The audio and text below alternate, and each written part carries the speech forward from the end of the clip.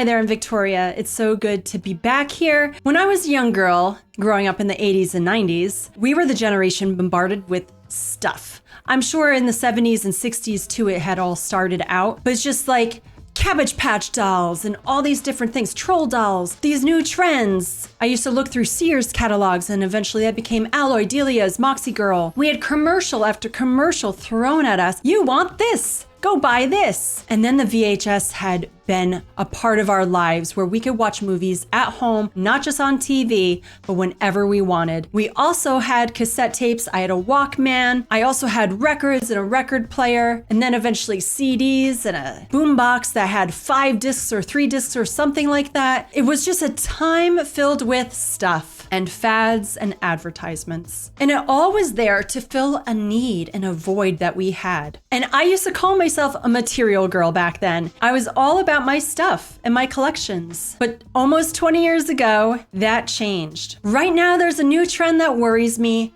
as a minimalist. It's this craze to go back to analog in a full-fledged way, but not really analog, more like the form of materialism. People are realizing that they're not being fully engaged with others and that they are too addicted to their phones. And they know that being a part of the digital world, it could be problematic. They see that, but the way they're going about it, it's not too much of a change. Is the digital world completely a problem? Do people not remember the problems of the stuff from the past? So why am I saying all this? I am a Xennial. I was born in 1983, so I was raised with Gen Xers, and I'm a mother of Gen Z and Alpha children. I remember life before having a computer. I didn't have a computer till 1999 when I was 16 years old. I keep hearing about so many people going to thrift stores. They are buying DVD players, VCR players, cassette players, CD players. They're just going crazy. It's like booming.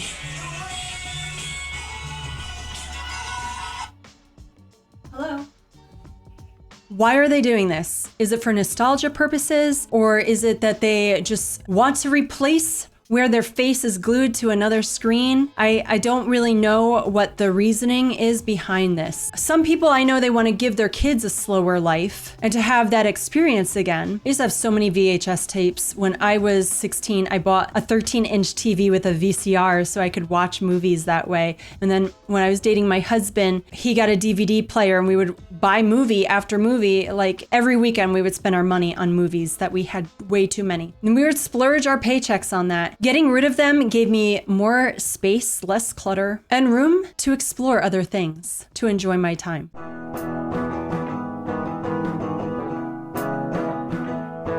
There are ideas that you could go analog without spending hardly any money, and you don't have to go from shop to shop to shop to try to find something like a VCR player. Go for a walk. There was a time when people used to walk several miles every day. Even Henry David Thoreau, the author, had stated that he would walk up to 20 miles, sometimes 30 miles a day. While now you hear people maybe walk a mile, maybe 3, but to walk as many miles as they once did, you don't hear about that. The best way to enjoy a walk is with someone else. I feel like that's the most analog you could get, is going for a walk. Another way, write a card or a letter to a friend or family member. Don't expect them to write you back, but just let them know that you care. Write about your day, ask them questions. Just a lot of people, they will say that they love getting actual mail that has some sort of significance to them rather than their junk mail. You never know, maybe you'll start corresponding on a regular basis with that person. One thing that I have noticed is that a lot of people are buying dumb phones or getting landlines, or they're boxing away their phones for a while and giving like 30 days away from it. And really, you don't have to do that. You just have to learn how to prioritize your time.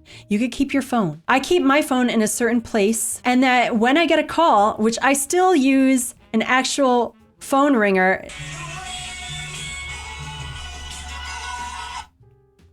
Hello?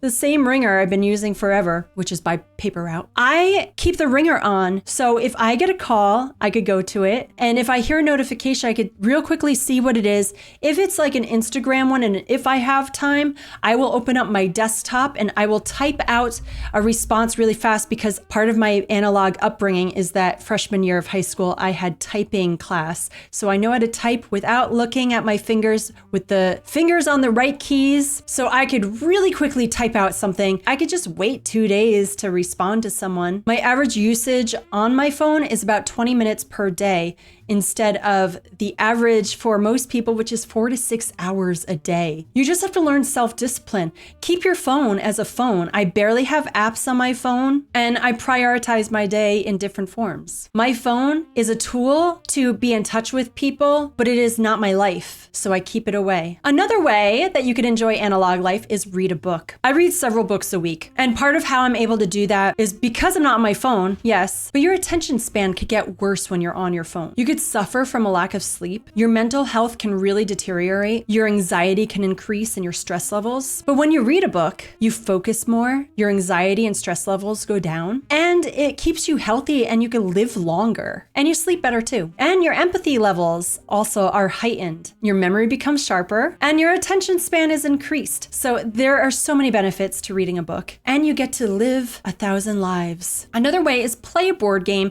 or a card game or do a puzzle with your friends and family. But we used to love playing Sushi Go all the time and Ticket to Ride. Growing up, we played a lot of board games and card games like Yahtzee, Chutes and Ladders, Pictionary, Clue, Rummy 500. That was my favorite. In a way, you could do those things because it keeps you away from being in screens and you can learn how to work as a team. You might argue once in a while, but you learn how to deal with that, because I think that's important too, is to know how to handle problems, because there are sore losers out there. But it's a form of connection. Another thing is learn a new hobby. Don't go crazy getting everything. I just recently watched 2 videos, one that my husband showed me and one from someone that I have been following for years, where they were talking about this tote bag, the analog bag, and all these people just buying things and putting them in the bag. You don't need one of those. See first if you know someone that knows how to do something that could show you and teach you how to do it. Get lessons somewhere for that thing. And if it doesn't stick, then that's fine. You don't have to worry about having all this stuff that you spent money on. You could just say, well, I tried. When I started making quilts, I had a book and I was trying to figure out how to make quilts, and eventually I found someone that was able to give me the basics, and then from there I went crazy and I've been making quilts for over a decade, and it's a hobby that stuck. But there have been hobbies that I've tried and they didn't stick, and I said, oh well, and I gave them up. Having a hobby, especially a crafting one, is really good for you and for your brain too, because you become creative. One thing that you could do, here's another analog thing, is start a garden. If you don't think you could do one well,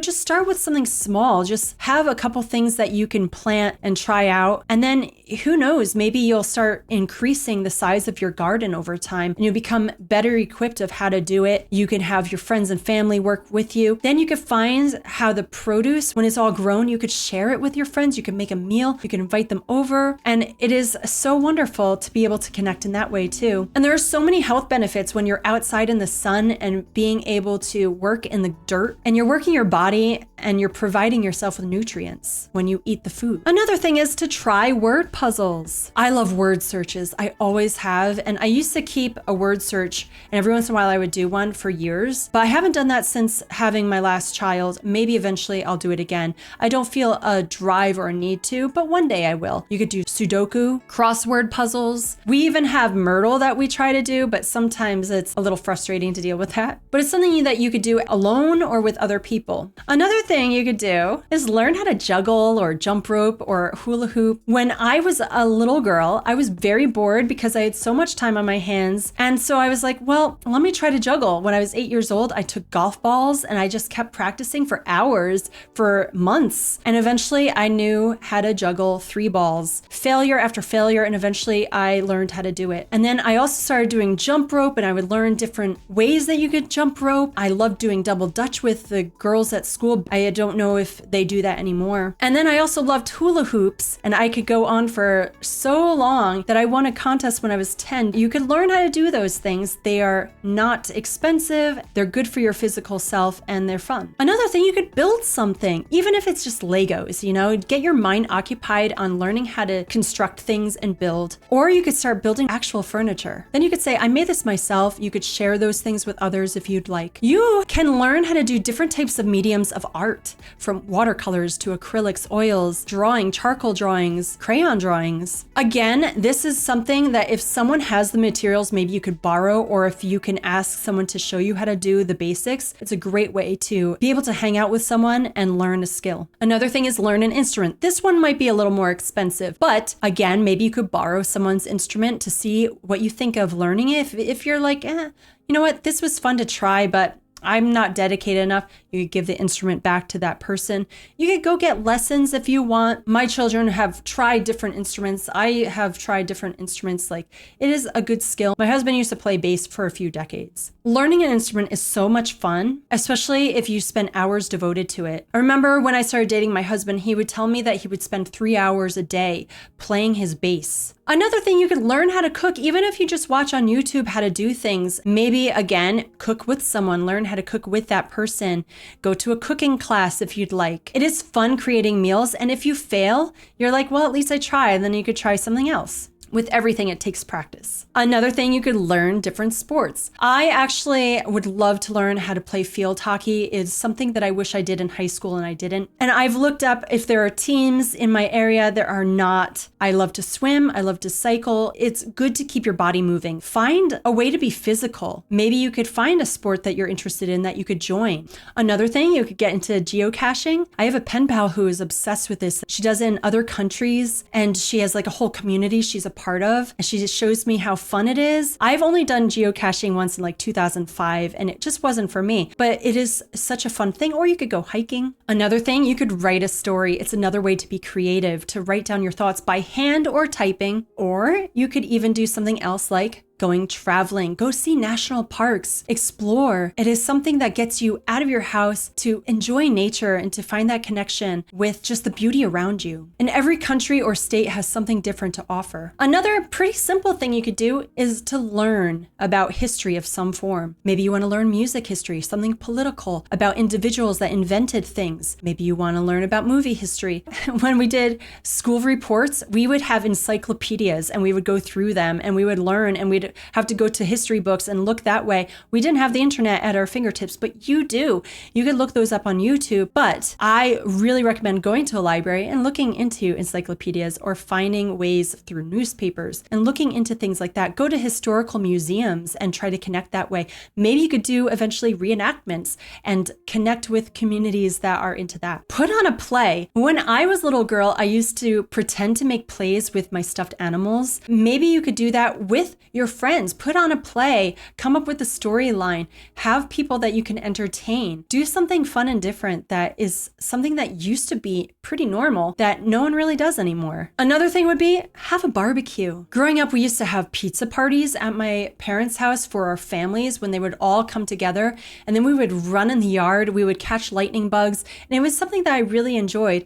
We also had hymn sings growing up where my parents had their Christian friends come and they would bring guitars and they would all sing hymns. The list goes on. There are so many things that I didn't even list, but these are some easy and fun or even challenging ways to enjoy analog life. Life before the internet had its own challenges, but there were a lot of ways to be creative and to stay connected with other people. When you're not glued to your screen or using a slower version of being in front of the screen, and I mean that because when people are replacing things with VHS and DVD players, you're still in front of a screen. I'm trying to get you to go away from screens in all senses. Analog is not just about owning things. It's about experiencing real life, having a sense of community. It's about enjoying your time together with others rather than thinking you have no time for anything. I often tell people that I have a lot of time in my hands. And it's because I choose to make myself available and I choose to do things that are not in front of a screen. If you have 4 to 6 hours a day that you spend on your screen, cut that stuff out so you can spend time doing these other things. Being a minimalist, stay-at-home mom, living in a small place, it does help quite a lot to be able to accomplish things. I have learned the balance of slowing down and enjoying doing things. You don't have to cut out being